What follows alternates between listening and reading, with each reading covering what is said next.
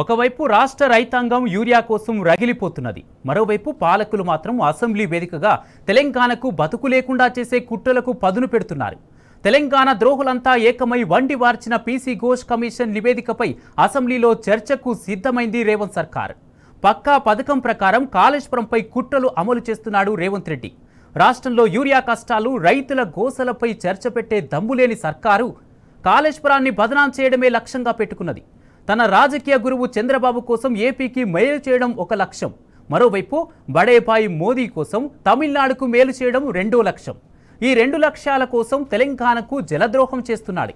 తెలంగాణ రాష్ట్రానికి బతుకు లేకుండా చేసే దిశగా అడుగులేస్తున్నాడు. ఒకవైపు ఏపీలో బనకచెర్ల ప్రాజెక్టు దిశగా శరవేగంగా పావులు కదుపుతున్నాయి.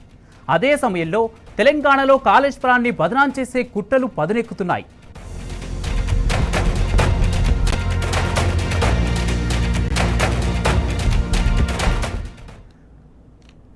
బనకచెర్ల తన జీవితాశయమని మరోసారి ప్రకటించాడు ఏపీ ముఖ్యమంత్రి చంద్రబాబు. తాజాగా జరిగిన జలహారతి కార్యక్రమంలో ఖచ్చితంగా బనకచెర్లను పూర్తి చేసి తీరుతామని ప్రకటించాడు. వరద జలాల పేరుతో తెలంగాణ జలాలను దోచుకెళ్లే కుతంత్రమే తన జీవితాశయమని స్పష్టం చేశాడు. బనకచెర్ల కోసం కాళేశ్వరంపై జరుగుతున్న కుట్రలపై చర్చ ప్రారంభించే ముందు చంద్రబాబు చేసిన కీలక వ్యాఖ్యలు ఒకసారి చూద్దాం. ఈరోజు గోదావరిలో 1630 టీఎంసీ నీళ్లు సముద్రంలోకి పోయినాయి. కృష్ణా నదిలో ఇప్పటికి 600 టీఎంసీ నీళ్లు సముద్రంలోకి పోయినాయి. అందుకే కొంతమంది మాట్లాడుతున్నారు, నేను బనకచెర్ల పోలవరం ప్రాజెక్టు కోసం ఆలోచించాను. మీ అందరికీ హామీ ఇస్తున్నా, పోలవరం ప్రాజెక్టు 2027కి పూర్తి చేసి జాతికి అంకితం చేసే బాధ్యత ఈ ప్రభుత్వానిది. ఇంకో పక్కన పోలవరం బనకచెర్ల పూర్తయి వంశధార దగ్గర నుంచి పెన్నా నది వరకు నదుల అనుసంధానం చేయగలిగితే ఇంకా రాబోయే రోజుల్లో ఆంధ్రప్రదేశ్ రాష్ట్రానికి కరువు అనే మాటే ఉండదు. అదే నా జీవితాశయం అని మరొక్కసారి విజ్ఞప్తి చేస్తున్నా.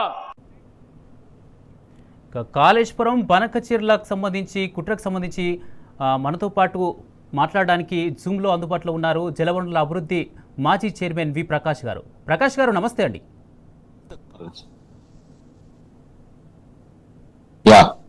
ప్రకాష్ గారు, చంద్రబాబు నాయుడు చేసినటువంటి వ్యాఖ్యలు మనం విన్నాం. అంటే ఆ నాయకులు కొందరు అడ్డుకుంటున్నారు బనకచెర్ల విషయంలో అంటూ వ్యాఖ్యానించారు. ఆ పాలకులు ఎవరు, అసలు ఆ పాలకులు ఏమన్నారు, దానికి సంబంధించి చంద్రబాబు చేసిన వ్యాఖ్యలు ఏంటి, ఆ వ్యాఖ్యలకు మనం ఏ విధంగా అర్థం చేసుకోవాలి? ఇప్పటివరకు అయితే పోలవరము ద్వారా బనకచెర్ల నీటిని తీసుకుపోదామని ఒక ప్రతిపాదన ప్రీ ఫీజిబిలిటీ రిపోర్ట్ ఏదైతే ప్రీ ఫీజిబిలిటీ రిపోర్టును కేంద్రానికి పంపినప్పుడు అడ్డుకున్నది కేంద్ర ప్రభుత్వమే మొదటిసారి. అక్కడ అవకాశం లేదు. ఇప్పటివరకు గోదావరిలో మిగులు జలాలు ఎన్ని ఉన్నాయి అనేది ఇంకా లెక్క తేలలేదు అని చెప్పేసి గోదావరి బోర్డు కానీ పోలవరం ప్రాజెక్ట్ అథారిటీ కానీ అదేవిధంగా ప్రీ ఫీజిబిలిటీ రిపోర్ట్ పైన విచారణ జరిపిన సిడబ్ల్యూసి వీటిని నిర్ద్వందంగా తోసిపుచ్చింది. ఇంకా మీకు అవకాశం లేదు, కొంతకాలం తర్వాత లెక్కలన్నీ తేలిన తర్వాత అప్పుడు ఆలోచిద్దామని చెప్పేసి ఈ 3-4 డిపార్ట్మెంట్స్ సిడబ్ల్యూసితో పాటుగా ఇవన్నీ కూడా ఆ రిపోర్టును తిరస్కరించాయి. ఇక్కడ అన్ని రాజకీయ పార్టీలు కూడా ఇది సాధ్యం కాదు, ఎందుకంటే ఇది తెలంగాణ హక్కులను హరించే ఈ ప్రతిపాదనను తిరస్కరిస్తున్నామని చెప్పి అందరూ చెప్పారు. కేవలం ఒకే ఒక్క వ్యక్తి తెలంగాణలో దీనికి సానుకూలంగా గురుదక్షిణగా గోదావరి నీళ్ళు అన్నింటినీ ఆంధ్రకు అప్పజెప్పడానికి సిద్ధమైన వ్యక్తి మరెవరో కాదు, ముఖ్యమంత్రి రేవంత్ రెడ్డి గారే. జీవితాశయం ఎట్లయితే చంద్రబాబు నాయుడుకు బనకచెర్లను తీసుకుపోవడమో, గోదావరి కృష్ణా నదుల నీళ్లను ఆంధ్రకు అప్పగించడం రేవంత్ రెడ్డి గారి గురుదక్షిణ జీవితాశయం.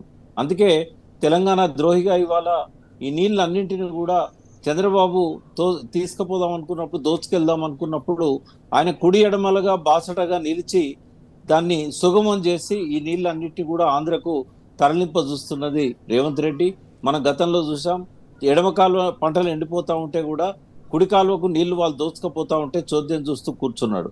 నాగార్జున సాగర్ మీద ఇప్పటి వరకు కూడా పోలీసులను ఉపసంహరింపజేయలేదు. అది మన ప్రాజెక్ట్. అది మొత్తంగా కూడా కాళేశ్వరం మన శ్రీశైలం ఆంధ్ర ప్రభుత్వం చేతిలో ఉంటే ఈ నాగార్జున సాగర్ కానీ ఈ కృష్ణా నదిలో ఈ ప్రాంతం అంతా కూడా తెలంగాణ చేతిలో ఉండాలి. కానీ మన ఇంజనీర్లే అక్కడికి పోకుండా పోలీసులు అడ్డుకుంటా ఉంటే, మన ఇంజనీర్లతో క్షమాపణలు చెప్పించుకుంటా ఉంటే రేవంత్ రెడ్డి వచ్చి ఇప్పుడు 20 నెలలు అయినా కూడా దాన్ని పట్టించుకోవడం లేదు. సో ఇంకెవరో కాదు, నీళ్లను దోచిపెడుతున్నది రేవంత్ రెడ్డి అనేది ప్రజలు అర్థం చేసుకోవాలి. అయితే ప్రకాష్ గారు, అంటే కాళేశ్వరంపై ఆ ప్రాజెక్టుపై ఏర్పాటు చేసినటువంటి పీసీ ఘోష్ కమిషన్ వెనుక ఒక పెద్ద కుట్ర ఉంది అని చెప్పేసి నిపుణులు చెప్తున్న పరిస్థితి మనం చూస్తున్నాం. అంటే ఆ కుట్ర ఏంటి, దానికి సంబంధించిన డైరెక్టర్ ఎవరు, ఆ కుట్రకు డైరెక్షన్ చేసింది ఎవరంటారు? కుట్ర మొదలైంది అక్టోబర్ 21 నాడు. ఆ కుట్రకు డైరెక్షన్ రేవంత్ రెడ్డి గారిదే. అప్పుడు పిసిసి అధ్యక్షునిగా ఎన్నికలకు ముందు తన అబద్ధాలను ప్రజలకు నమ్మింపజేయడానికి ఇది కాళేశ్వరం అనేది ఏటీఎం అయింది కేసీఆర్ గారికి, లేదా కాళేశ్వరంలో 1,00,000 కోట్లు తిన్నారని చెప్పి ప్రజలను నమ్మించడానికి ఆ పియర్ కూలగొట్టిన దాని వెనుక ఖచ్చితంగా రేవంత్ రెడ్డి కుట్ర ఉందని నేనైతే భావిస్తున్నాను. ఆ ఎఫ్ఐఆర్ మీద విచారణ ఇప్పటి వరకు జరగట్లేదంటేనే అది ఖచ్చితంగా దాని వెనకాల కాన్స్పిరసీ ఉన్నది అని చెప్పి తెలుస్తా ఉన్నది. ఈ రోజు చూసినట్టయితే మరి పీసీ ఘోష్ గారి మీద చాలా నమ్మకం ఉండే. ఆయన ఒక మంచి జడ్జిగా పేరు తెచ్చుకున్న వ్యక్తి. మరి అటువంటి మంచి వాళ్ళను కూడా మాయ చేసే శక్తి ఉన్నది ఈ ఆంధ్ర ముఖ్యమంత్రికి. కాబట్టి చంద్రబాబు నాయుడు, రేవంత్ రెడ్డి గారు ఆదిత్యనాథ్ దాస్ ద్వారా ఈ కుట్రలకు పాల్పడి ఉండొచ్చు అని చెప్పి ఒక అనుమానం అయితే ఉంది.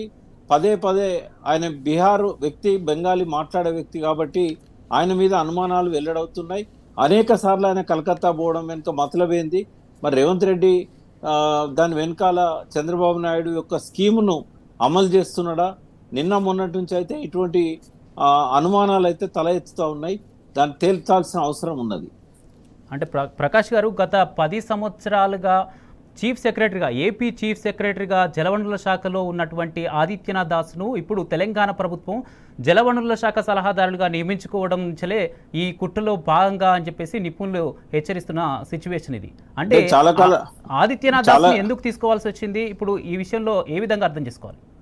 ఇప్పుడు ఆంధ్రలో చంద్రబాబు నాయుడు అధికారంలోకి రాగానే తీసుకున్న మొట్టమొదటి నిర్ణయం ఏంటంటే రేవంత్ రెడ్డి ద్వారా ఆదిత్యనాథ్ దాస్ని ఇక్కడ అడ్వైజర్గా అపాయింట్ చేయించాడు. ఎందుకంటే తెలంగాణలో ఉన్న కృష్ణా గోదావరి నదుల నీళ్లను దోచుకోవడానికే ఆనాడు 1956లో తెలంగాణను ఫజల్ అలీ కమిషన్ ఏర్పాటు చేయమని చెప్పినా కూడా అడ్డు తగిలింది. ఆ రోజు నెహ్రూను మభ్యపెట్టి తెలంగాణను ఆంధ్రతో కల్పించింది ఆంధ్ర నాయకులే. దానివల్లనే 57 ఏళ్ళు తెలంగాణ గోసపడ్డది. 30-35 వేల మంది రైతులు ఆత్మహత్యలు చేసుకున్నారు. తెలంగాణ అంతా బొందలగడ్డ అయింది. ఉపాధి లేక తెలంగాణ బిడ్డలంతా కూడా బొంబాయికో, దుబాయ్కో, ఇంకా దూర ప్రాంతాలకో వలసపోయి అక్కడ అనేక మంది చచ్చిపోయారు. మిగిలిన కొంతమంది యువకుల ఆవేశంతో ఉపాధి లేక అడవుల పాటబట్టి మళ్ళీ 30,000 మంది దాకా బూటకపు ఎన్కౌంటర్లో చచ్చిపోయారు. ఈ మొత్తం వినాశనానికి కారణమైన ఆంధ్ర నాయకులే ఇవాళ మళ్ళీ తెలంగాణ వచ్చిన తర్వాత కూడా తెలంగాణ జలాలను దోచుకుపోవాలంటే వాళ్ళ ఆదిత్యనాథ్ దాస్ లాంటి వాళ్ళు ఇక్కడ ఉన్నతమైన స్థానంలో ఉండి ముఖ్యమంత్రిని అదుపులో పెట్టాలనే ఉద్దేశంతోనే ఇవాళ ఈ జల దోపిడీకి ఆదిత్యనాథ్ దాస్ను తీసుకొచ్చి పెట్టారనేది స్పష్టమవుతున్నది. కాళేశ్వరం కుట్ర వెనుక కూడా ఆదిత్యనాథ్ దాస్ యొక్క సపోర్ట్ ఉండొచ్చు అని చెప్పి ఇవాళ అనుమానాలు వెల్లడవుతున్నాయి. ఓకే ప్రకాష్ గారు, సో కమిషన్ పీసీ ఘోష్ కమిషన్లో మోదీ, చంద్రబాబు డైరెక్టర్లు అయితే నిర్మాత రేవంత్ రెడ్డిగా మారిన సిచ్యువేషన్ మనం చూస్తున్నాం. దీనివల్ల తెలంగాణ ప్రజలకు నష్టం అన్నది స్పష్టమవుతుంది. మరి దీనివల్ల నిర్మాతకి ఏమైనా పర్సనల్ లాభమైనా చేకూర్చే అవకాశం ఉందా? దీన్ని ఎలా చూడాలి? అంటే తప్పకుండా ఇవాళ ఘోష్ కమిషన్ రిపోర్ట్ చూసినట్టయితే ఆయన కాన్షియస్కు వ్యతిరేకంగా ఇచ్చాడేమో అని అనిపిస్తూ ఉన్నది. ఎందుకంటే ఆయన కమిషన్ ముందు హాజరైన నేనే స్పష్టంగా చెప్పాను, మేడిగడ్డను ఇంజనీర్లు వద్దని లేదు, రిటైర్డ్ ఇంజనీర్స్ మేడిగడ్డ నుంచి బెడ్మానేర్ను వద్దన్నారు తప్ప మేడిగడ్డను వద్దని లేదు. ఆ రిపోర్ట్లో 3 దిక్కుల మేడిగడ్డను కట్టమని చెప్పారు. అదంతా కూడా అండర్లైన్ చేసి పేజీ నెంబర్లతో పాటుగా నేను అండర్లైన్ చేసిన రిపోర్ట్ కూడా ఆయనకి ఇవ్వడం జరిగింది. అంత మంచిగా విన్న వ్యక్తి ఇవాళ ఆయన ఇచ్చిన తీర్పులో రేపు పూర్తి పాఠం బయటకు వచ్చినప్పుడు 665 పేజీలు మనకు అన్ని స్పష్టంగా తెలుస్తాయి. కానీ ఉత్తమ్ కుమార్ రెడ్డి బయటపెట్టిన 60 పేజీల లోపలనే ఇంజనీర్లు మేడిగడ్డను వద్దంటే కేసీఆర్ కట్టాడు అని చెప్పి ఏకపక్ష నిర్ణయం తీసుకున్నాడు అని చెప్పి ఘోష్ గారు చెప్పారంటేనే ఆయన ఆత్మసాక్షికి భిన్నంగా రిపోర్ట్ రాశాడని అనిపిస్తున్నది. ఆయన ఒక కమిషన్ ఎంక్వైరీ యాక్ట్ 1952 పరిధిని అతిక్రమించి తన రిపోర్ట్ ఇచ్చాడని చెప్పడానికి ఎన్నో ఆధారాలు ఉన్నాయి. ఆ ఆధారాలన్నీ కూడా మాజీ ముఖ్యమంత్రి గారు కేసీఆర్ గారు, హరీష్ రావు గారు హైకోర్టు దృష్టికి తీసుకొచ్చారు. ఒకసారి హైకోర్టులో విచారణ ప్రారంభమైన తర్వాత ఈ డొల్లతనం అంతా మనకు వెల్లడవుతుంది. ఈ పీసీ ఘోష్ కమిషన్ రిపోర్ట్లో సుప్రీంకోర్టు గతంలో ఇచ్చిన రూలింగ్స్ను ఆయన ఫాలో కాలేదు. సెక్షన్ 8B అండ్ C ప్రకారంగా ఒక సాక్షిగా పిలిచి దోషిగా నిలబెట్టారు వీళ్ళిద్దరిని. ఆ దోషిగా నిలబెట్టే ముందు మీ మీద ఆరోపణలు ఉన్నాయి, మీరు విచారణ ఎదుర్కోవాలి, మీ దగ్గర ఏమాత్రం సాక్ష్యాధారాలను తీసుకురండి, మీకు వ్యతిరేకంగా ఇచ్చిన వాళ్ళను క్రాస్ ఎగ్జామిన్ చేయండి అని చెప్పి సెక్షన్ 8B అండ్ Cలో మ్యాండేటరీ ప్రొవిజన్స్ అవి. అది సుప్రీంకోర్టు కూడా గతంలో అద్వానీ కేసులో కానీ, కిరణ్ బేడి కేసులో కానీ, రాధాకృష్ణన్ కేసులో కానీ మార్గదర్శకాలు జారీ చేసింది. ఇవేవి కూడా పట్టించుకోకుండా ఏకపక్షంగా రిపోర్ట్ ఇచ్చాడంటే ఘోష్ గారి మీద నాకున్న ఇదివరకు ఏవైతే నమ్మకాలు ఉండేనో అన్నీ కూడా ఇవాళ పటాపంచలైనాయి. దీని వెనకాల కుట్ర ఉన్నదంటే కూడా నేను ఆశ్చర్యపోనక్కర్లేదు, ఏదైనా జరిగి ఉండొచ్చు అని చెప్పి అనిపిస్తూ ఉన్నది. ఘోష్ గారు నాతో చెప్పింది ఏంటంటే, మీ ముఖ్యమంత్రి అడిగితే నేను రానన్నాను, నాకు ఇంజనీరింగ్ పరిజ్ఞానం లేదు, దీని గురించి నేను చేయలేనని చెప్తే మోడీ గారితో బలవంతంగా నన్ను ఒప్పించి ఇక్కడ పంపించారని నాతోనే చెప్పారు ఆయన. మరి మోడీ గారు ఒప్పించడంలో మతలబేందో ఇవాళ చంద్రబాబు నాయుడు ఆదిత్యనాథ్ దాస్ గారిని పెట్టి బెంగాలీ మాట్లాడమని చెప్పి, ఆయన బెంగాలీ మాట్లాడే వ్యక్తి కాబట్టి కలకత్తా బొమ్మని చెప్పి మరి ఏం చేశారో ఆ ఫోన్ డేటా అంత కాల్ డేటా బయట పెడితే కానీ మనకు దాని మీద పూర్తి ఆధారాలు దొరుకుతాయి. కానీ ఖచ్చితంగా తెలంగాణ ప్రజలకు నేను చెప్పదలుచుకున్నది ఏంటంటే, అక్టోబర్ 21 నాడు మొదలైన కుట్రలు ఇవాళ వరకు కొనసాగుతూ ఉన్నాయి. ఇంకో 3 ఏళ్ళు కూడా కొనసాగిస్తారు. వాళ్ళ చేతిలో ఉన్న అస్త్రాలన్నీ కూడా ప్రజలను మభ్యపెట్టడానికి, ప్రజలను తప్పుదోవ పట్టడానికి, రేపు అసెంబ్లీ సమావేశాల్లో కూడా కేసీఆర్ గారి ప్రతిష్టను దెబ్బతీసే విధంగా అక్కడ ప్రతిపక్షాలకు ఏమాత్రం అవకాశం ఇవ్వకుండా ఏకపక్షంగా ఈ సభలు జరుపుతారు. గతంలో మనం చూసాం, ఇప్పుడు కూడా అదే పద్ధతిలో జరుగుతుంది. ఇవాళ మనం చేసిన ఒక చిన్న తప్పుకు ఇవన్నీ కూడా భరించాల్సి వస్తున్నదనే విషయాన్ని ప్రజలు గమనించాలని చెప్పి నేను కోరుతున్నాను. అయితే ప్రకాష్ గారు, అంటే గత 10 సంవత్సరాలుగా ఏపీలో చీఫ్ సెక్రటరీగా పనిచేసినటువంటి ఆదిత్యనాథ్ దాస్ ఈరోజు తెలంగాణ సలహాదారుడిగా పనిచేస్తున్నాడు. అంటే ఏపీలో 10 సంవత్సరాలు పనిచేసినప్పుడు తెలంగాణ నీటి హక్కులను కాలరాసేందుకు కీలకంగా పనిచేసిన వ్యక్తి ఈరోజు తెలంగాణలో పనిచేస్తున్నాడు. అది న్యాయంగా ఉంటుందని రేవంత్ రెడ్డి భావిస్తున్నాడు అనుకోవాలా? అది రేవంత్ రెడ్డి భావించవచ్చు, కానీ ప్రజలు భావించడం లేదు. ప్రజలందరూ ఏమనుకుంటున్నారంటే, రేవంత్ రెడ్డి గారు కావాలని చెప్పి చంద్రబాబు నాయుడు డైరెక్షన్తో ఆదిత్యనాథ్ దాస్ గారిని ఇక్కడ పెట్టి ఆయన ద్వారా ఈ జలదోపిడీకి తెరదీస్తున్నాడు అనేది ఇవాళ ప్రజలకు అర్థం కావాల్సిన అవసరం ఉన్నది. ఇందులో రేవంత్ రెడ్డిది ఉంది కుట్ర, మోడీ గారి సహకారం ఉంది, చంద్రబాబు నాయుడు డైరెక్షన్ అది. ప్రకాష్ గారు, అంటే రాష్ట్ర వ్యాప్తంగా కూడా గత కొన్ని రోజులుగా యూరియా కష్టాలు, ఒకవైపు అన్నదాతలు ఇబ్బందులు పడుతున్న పరిస్థితి, ఆందోళన పడుతున్న పరిస్థితి, బాధలు పడుతున్న పరిస్థితి ఒకవైపు ఉంటే, అసెంబ్లీలో చర్చ పెట్టాల్సింది పోయి కాళేశ్వరంపై కుట్ర చేసేందుకు మరోసారి అసెంబ్లీలో కాళేశ్వరంపై చర్చ పెట్టారు. దీన్ని ఎలా అర్థం చేసుకోవాలి? ఇది కుట్రలో కొనసాగింపే అని చెప్పి మనం అనుకోవాలి. అల్టిమేట్గా వాళ్ళు చేయదలుచుకున్నది ఏంటంటే కేసీఆర్ను బదనాం చేయడం. దానికి కోతి కొబ్బరి చిప్ప దొరికినట్టుగా వీళ్ళు రాయించుకున్న రిపోర్ట్ ఉంది. పీసీ ఘోష్ గారి అబ్జర్వేషన్స్ అన్ని కూడా ఎంక్వైరీ కమిషన్ యాక్ట్ విరుద్ధంగా ఉన్నాయి, ఆయన పరిధి దాటి ప్రవర్తించారు. అందుకే ఇవాళ మాజీ ముఖ్యమంత్రి గారు హరీష్ రావు గారు ఆ రిపోర్టును రద్దు చేయమని చెప్పి హైకోర్టు పోవడం అనేది 100% అది వాళ్ళ హక్కే కాకుండా ఇవాళ ప్రజల ముందు ఆ రిపోర్ట్ యొక్క డొల్లతనాన్ని బట్టబయలు చేయాల్సిన అవసరం ఉంది. కాబట్టే ఇవాళ ఈ నిర్ణయాన్ని కేసీఆర్ గారు హరీష్ రావు గారు తీసుకున్నారు. దీంతోనైనా ప్రజల లోపల ఈ రేవంత్ రెడ్డి చేస్తున్న కుట్రలు, కుతంత్రాలు, అబద్ధాలు ఇవన్నీ పటాపంచలు కావాలి. ఎందుకంటే వాళ్ళకి తెలిసి రావాలి, వాళ్ళు చేసిన తప్పేందో కూడా వాళ్ళు గ్రహించాలంటే ఇవన్నీ కూడా వాళ్ళకి ఒక కనువిప్పుగా మిగిలాలని చెప్పి నేను కోరుతున్నా. ఇవాళ నష్టపోతున్నది ఎవరు అంటే తెలంగాణ ప్రజలే. ఉత్తర తెలంగాణలో ఇవాళ ఒక సంవత్సరం వర్షాలు పడకపోతే ఇవాళ పంట పొలాలన్నీ కూడా ఎండిపోయే పరిస్థితి. మొన్న ఆగస్టులో వర్షాలు స్టార్ట్ అయినాయి, జూలై దాకా నాట్లు పడలేదు. ఆలస్యం కావడానికి కారణం ఏంటంటే కాళేశ్వరంలో పంపులు ఆన్ చేయకపోవడం. రెండవ కుట్రకు కూడా తెరదీశారు, ఆన్ అండ్ ఆఫ్ అనేది చేయకూడదు, బాహుబలి పంపులు పాడైతాయని చెప్పి BHEL చెప్పినా కూడా, అడ్వైజర్గా ఉన్న పెంటారెడ్డి గారు హెచ్చరించినా కూడా రేవంత్ రెడ్డి ప్రభుత్వం నంది మేడారం గాయత్రి పంప్ హౌస్లో వరుసగా పంపులను రాత్రిపూట ఆన్ చేసి పొద్దున బంద్ చేయడం ఇట్లాంటివన్నీ చేశారు. దీనివల్ల ఏంటంటే స్పష్టమవుతున్నది ఏంటంటే మేడిగడ్డ పియర్ కుంగుబాటుకు ఒక కుట్ర జరిగితే ఈ పంపులను కూడా పూర్తిగా పాడేటట్టు చేసి బేరింగ్లు అక్కడి రాకుండా చేసి మరొక నాసిరకం పేరుతోని మళ్ళీ కేసీఆర్ మీద నిందలు వేయడానికి ప్రయత్నం జరిగింది. కానీ హరీష్ రావు గారు సమయానికి స్పందించి దీన్ని బయట పెట్టడంతో వాళ్ళు మళ్ళీ వెనకంజ వేశారు. అంటే కాళేశ్వరం మీద కుట్రలు అనేటివి మళ్ళీ ఎన్నికల దాకా కంటిన్యూ అయితేనే ఉంటాయి. మేడిగడ్డ రిపేర్ అనేది చేయరు. పోలవరం పూర్తయ్యేదాకా మేడిగడ్డ నుంచి నీళ్లు పోతూనే ఉంటాయి. గలగల గోదావరి తరలిపోతుండాలని గతంలో మనం పాట పాడుకున్నట్టే ఇప్పుడు కూడా మేడిగడ్డ ఉన్నంత కాలం, మేడిగడ్డలో మనం గేట్లు వేసినంత కాలం డెల్టాకు నీళ్ళకి ఇబ్బంది వచ్చింది. వాళ్ళకు పోలవరం దగ్గర స్టోరేజ్ వచ్చేదాకా డెల్టాకు ఇబ్బంది రాకుండా ఉండాలంటే ఆదిత్యనాథ్ దాస్ గారు, రేవంత్ రెడ్డి గారు మేడిగడ్డను ఎట్టి పరిస్థితుల్లో రిపేర్ చేయరు. ఉత్తర తెలంగాణను ఎండబెట్టడానికైనా సిద్ధపడతారు, కానీ డెల్టాను మాత్రం ఎండిపోకుండా ఈ నీళ్లు తరలిపోవడానికి హెల్ప్ చేస్తారు. ఇవి సముద్రంలో పోతున్నాయని చూపెట్టి బనకచెర్లను కంప్లీట్గా నిర్మించేదాకా వాళ్ళు ఈ కుట్రలను కొనసాగిస్తూనే ఉంటారు. ఆంధ్ర కుట్రల్ని, వారి నక్కజిత్తుల్ని ఎదిరించగలిగిన ఒకే ఒక్క వ్యక్తి కేసీఆర్ గారు.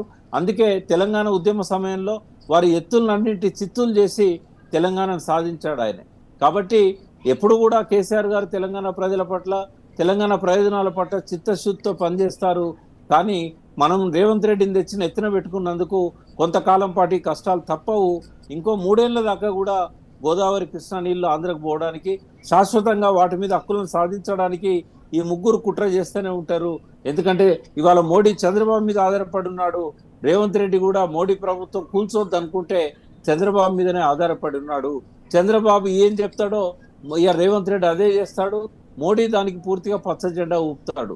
ఈ ముగ్గురి కుట్రలతోనే ఇవాళ తెలంగాణ బలైపోతున్నదని ప్రజలు అర్థం చేసుకోవాలి కుమార్ గారు. అయితే ప్రకాష్ గారు, అంటే ఇటు బనకచెర్లతో అటు బాబుకి, ఆ తర్వాత మోడీ నెక్స్ట్ తమిళనాడులో ఎలక్షన్స్ రాబోతున్నాయి కాబట్టి అందులో లాభం చేకూర్చేందుకు మోడీకి ఈ నదుల అనుసంధానం చేస్తే మోడీకి కూడా లాభం చేకూర్చే అనే ఉద్దేశంతో ఇటు రేవంత్ రెడ్డి స్వార్థం చూసుకొని ముందుకు పోతున్న పరిస్థితి. దీన్ని తెలంగాణ ప్రజలు ఏ విధంగా అర్థం చేసుకోవాలి? ఇప్పుడు గతంలో మనం చూసాం, బనకచెర్ల ఎజెండాలో ఒకటే నేను ఢిల్లీకే పోనన్నాడు. పోయే ముందు అఖిలపక్షం అని చెప్పి ఎంపీలను పిలిచి ఇక్కడ డ్రామా చేశాడు.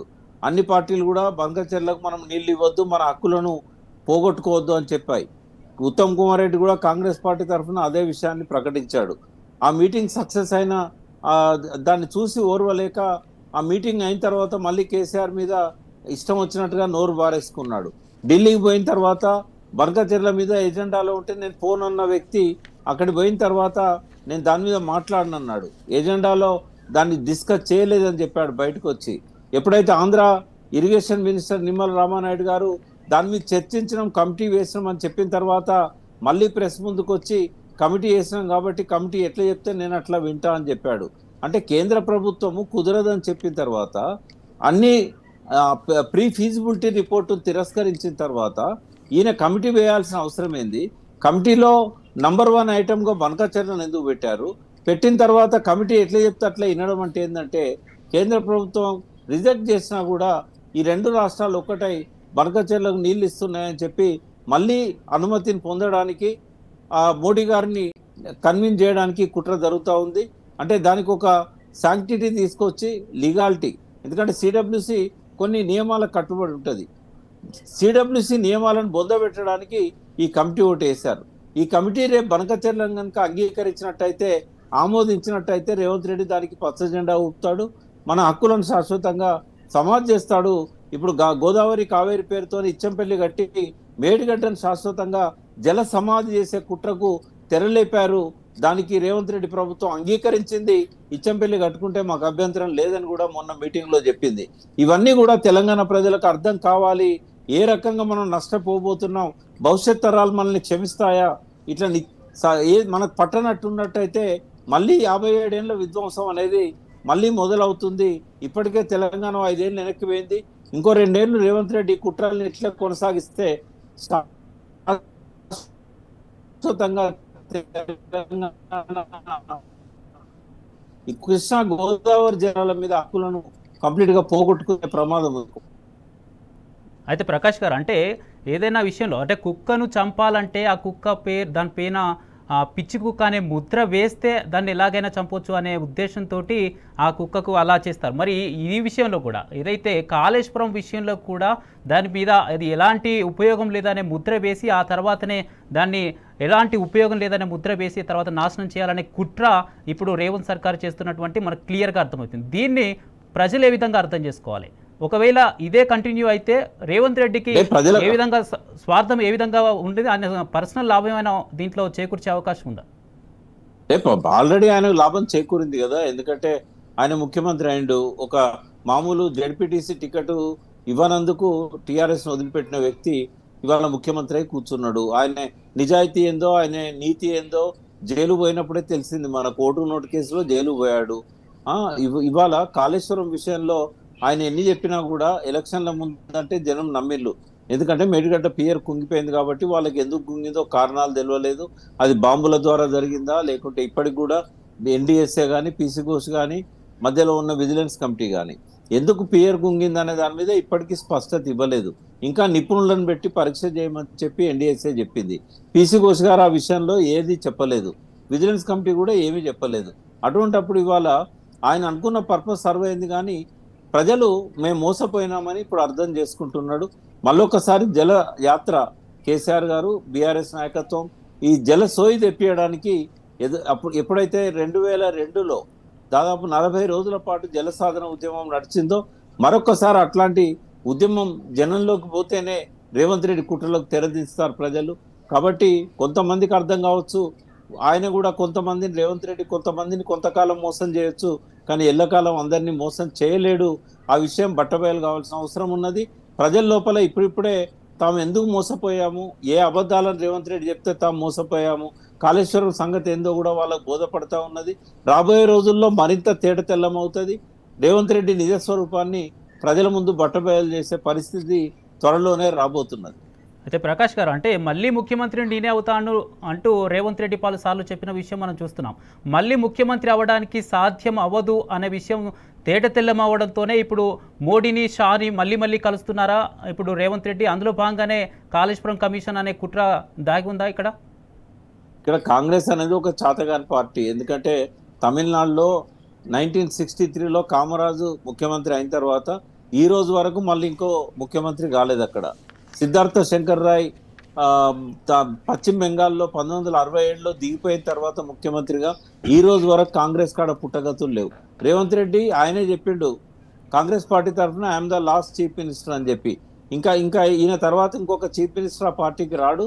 ఇప్పటికైనా వాళ్ళు వాళ్ళ పార్టీని బతికించుకోవాలి, ప్రజల లోపల గౌరవాభిమానాలు పొందాలంటే ఈయనను వదిలించుకొని ఆ పార్టీని కొంత బతికించుకునే ప్రయత్నం చేయాలి. కానీ వాళ్ళు నిస్సహాయంగా ఉన్నారు, ఎందుకంటే ఈయనే ఫండ్స్ పంపిస్తున్నారు ఇక్కడ నుంచి. కాబట్టి ఆ ఫండ్స్తోనే వాళ్ళు బీహార్లో, ఉత్తరప్రదేశ్లో, ఇతర రాష్ట్రాల్లో యాత్రలు చేస్తున్నారు. కాబట్టి వాళ్ళు ఒక అశక్తులుగా మిగిలిపోయిళ్ళు. ఆ పార్టీ నిర్వీర్యం అయిపోయింది. ఇంకా దానివల్ల మోడీది ఆడిందల్లా ఆటగా నడుస్తూ ఉన్నది.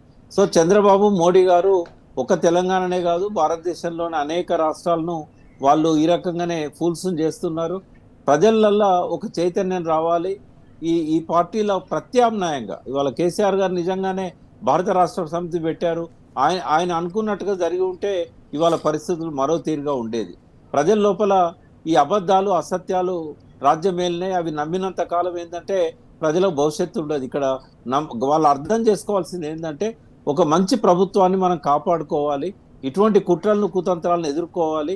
మళ్ళీ మనము ఒక స్వయం పాలన యొక్క అనుభవాల్ని రుచి చూడాలంటే ఈ ప్రాంతీయతతో ఏర్పడ్డ పార్టీయే మనకు లాభం చేస్తుంది. కేసీఆర్ గారు భారత రాష్ట్ర సమితి పెట్టినా కూడా తెలంగాణ బిడ్డ, తెలంగాణ ప్రయోజనాలే ముఖ్యంగా ఉంటాయనే విషయాన్ని, తెలంగాణ ప్రయోజనాల కోసమే ఆయన భారత రాష్ట్ర సమితి పెట్టిననే విషయాన్ని వాళ్ళు తెలుసుకోవాల్సిన అవసరం ఉంటుంది. ఎందుకంటే ప్రతిసారి మనకు నిధులు ఇవ్వకుండా కేంద్రం అడ్డుపడతా ఉన్నది, ప్రాజెక్టులకు అనుమతి ఇవ్వకుండా అడ్డుపడతా ఉన్నది, కాలం చెల్లిన జల విధానాలతోని మన కాస్ట్ బెనిఫిట్ రేషియో లాంటివి మన మీద రుద్దుతూ ఉన్నది. ఇవన్నీ పోవాలంటే మనమే కేంద్రంలో అధికారంలోకి వస్తేనే తెలంగాణకు కానీ ఇతర రాష్ట్రాలకు కానీ న్యాయం జరుగుతుంది అని చెప్పి ప్రాంతీయ ధోరణితోనే ఆయన భారత రాష్ట్ర సమితి పెట్టాడనే విషయాన్ని ప్రజలు అర్థం చేసుకోక రేవంత్ రెడ్డి చేసిన అసత్యాలను, అబద్ధాలను నమ్మి ప్రభుత్వాన్ని పోగొట్టుకున్నారు. మళ్ళీ వాళ్ళు పశ్చాత్తాపడి ఈ ప్రభుత్వాన్ని మళ్ళీ తీసుకొచ్చే రోజులు దగ్గరలోనే ఉన్నాయి. కుమార్ గారు, రైట్, థ్యాంక్ యూ ప్రకాష్ గారు డిబేట్లో పాల్గొన్నందుకు. మొత్తంగా బనకచెర్ల లింకు ప్రాజెక్టు ద్వారా మిగులు జలాలను మాత్రమే మేము తీసుకుపోతున్నామని చెప్పేసి పైకి చెప్తున్నప్పటికీ కాళేశ్వరాన్ని 365 రోజులు పడవ పెట్టే కుట్రలో భాగమే అన్న విషయం క్లియర్గా అర్థమవుతుంది. ఎందుకంటే గతంలో 10 సంవత్సరాల పాటు ఇరిగేషన్ శాఖలో చీఫ్ సెక్రటరీగా పనిచేసినటువంటి ఆదిత్యనాథ్ దాస్ను ఇప్పుడు తెలంగాణ ప్రభుత్వం జలవనరుల సలహాదారుడిగా పెట్టుకోవడం విషయంలోనూ ఆ నియామకం చేయడం విషయంలోనే క్లియర్గా అర్థమవుతుందని అంటున్నారు. ఇది ఇవాల్టి బరాబర్ అడుగుదాం, చూస్తూనే ఉండండి టీ న్యూస్.